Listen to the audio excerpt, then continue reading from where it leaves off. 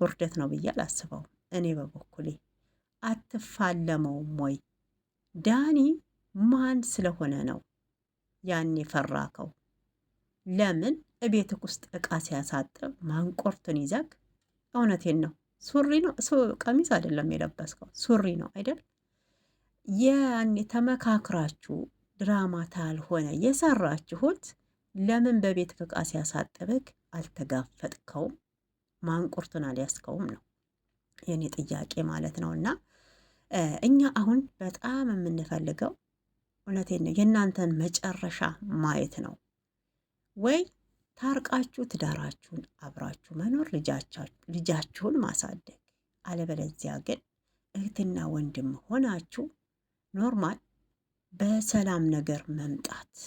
በቃ አንተም የራስህን ህይወት ሩታም የራሷን ህይወት መኖር አለባት ማለት ነው። እና ይሄን ያህል ራስህን እውነቴን ነው አትቆልለው፣ በእውነት አትቆልለው ማለት ነው። በወቅቱ ሁለታችሁም ጋር ጥፋት ነበረ። አንተ ጋም ሩታ ጋም ጥፋት ነበረ። ነገሮችን ቆም ብላችሁ አላሰባችሁትም። በመሀላችሁ ግርግር ነበረ፣ ጭብጨባ ነበረ፣ ውኡታ ነበረ።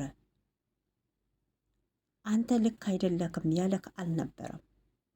ወደ ሌላ ሴት እንድትሄድ እየገፉክ ነበረ ማለት ነው። አሁን ላይ ብዙ ነገር ጫና እየፈጠረ ያለው ሩታ በድጋሚ አረገዝኩት ባለችው ነገር ብቻ ነው እንጂ አብርሽም የውሸት ሄዶ ለሄርሜላ ቀለበት አያደርግም ነበር።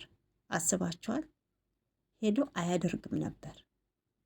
ግን እርጉዝ ነኝ ስላለች ብቻ ቀለበት አደረገና ሩታ ተስፋ ትቆርጣለች፣ ከአብርሽ ትርቃለች ብለክ ነው በሂደት የምናየው ነው ብለካል። ስለ እርግዝናው ይሄ እርግዝና እውነት ከሆነ የሄርሜላ ልብ አይሰበርም ወይ ነው የኔ ጥያቄ። አይሰበርም ወይ ነው? ቀለበቱን ደግሞ ያደረኩላት እንቅልፍ እንድትተኛ ነው እያለ ነው ያለው። ጋይሶች ይህን ጉዳይ እናንተ እንዴት ታዩታላችሁ? እንዴትስ ትመለከቱታላችሁ? ፌር ነው ብላችሁ ታስባላችሁ? እማያገባት ተሆነ ቀለበት ሲታሰርላት ነው አይኗን ጨፍነው ነው ቀለበት ያረጉላት እንቅልፍ እንድትተኛ? እስከ ዛሬ ሄርሜላ እንዴት ነው እንቅልፍ ተኝተሽ የምታውቂው? ለዚያውም ልጅ ያለው እኔ እንጃ ልጅ ያለው ወንድ። በዚህ ላይ አብርሽ እኮ ምራቅ ዋጥ ያደረገ ልጅ አይደለም። ሩታም እንደዛው ማለት ነው። ከወንድ እንደውም ሴት ትሻላለች።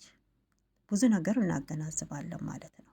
በብልሃትም ቢሆን ተጎርተንም ቢሆን ተገፍተንም ቢሆን ነገ የተሻለ ነገር ይመጣል ብለን አልቅሰንም። ለምን ወንድ ምንም ችግር የለበትም ታውቃላችሁ። ያው አሸካሚ ነው፣ ያሸክማል፣ ይሮጣል። ምንም እንትን የለውም ሀጃ የለውም ማለት ነው። ይሄ ፌር ነው ብዬ እኔ አንድ ሴት እንደሆንኩ አላስብም ማለት ነው። በእውነት አላስብም።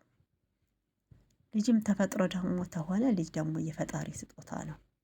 እሱ ግዴታክ ነው።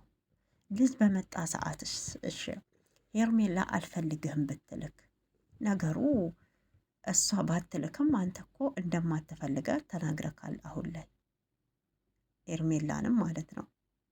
ግን ሩታን ተስፋ ለማስቆረጥ ስትል ይህን ሁሉ ርቀት መሄዱ ተገቢ ነው ብዬ አላስብም። በአሁኑ ሰዓት በእውነት ደጋግመህ ደግሞ ሩታ እንደማትፈልጋት ተናግረካል። ሩታ ዛሬ አልነበረም አብራችሁ የነበራችሁ ትዝ ይላችኋል። ጠፍታችሁ ሄዳችሁ ወንድሞቿን ፈርታ ቤተሰቧን አልፈልግም ብላ ክዳ የመጣይ ሰዓት ደብረ ዘይት አንድ ክፍል ቤት ውስጥ ተከራይታችሁ እውነቴን ነው ቲማቲም ከትፋችሁ የበላችሁት ቪዲዮ እኮ አለ፣ ብናመጣው ቪዲዮ አለ። ያኔ ገና አመዳም በነበር ጊዜ ነበር። ይሄ ፊት እንዲህ የጡት ማስያዣ ሳያስፈልገው እንዳሁኑ እንደዚያ ጎጠጎጤ ሳያወጣ ነበር አብራችሁ የተገናኛችሁት። በእውነት ዝናው የመጣው እሷ ከመጣች ነው። በግድ ከሩታ ጋር ታልሆንክ አይደለም እያልኩ ያለሁት።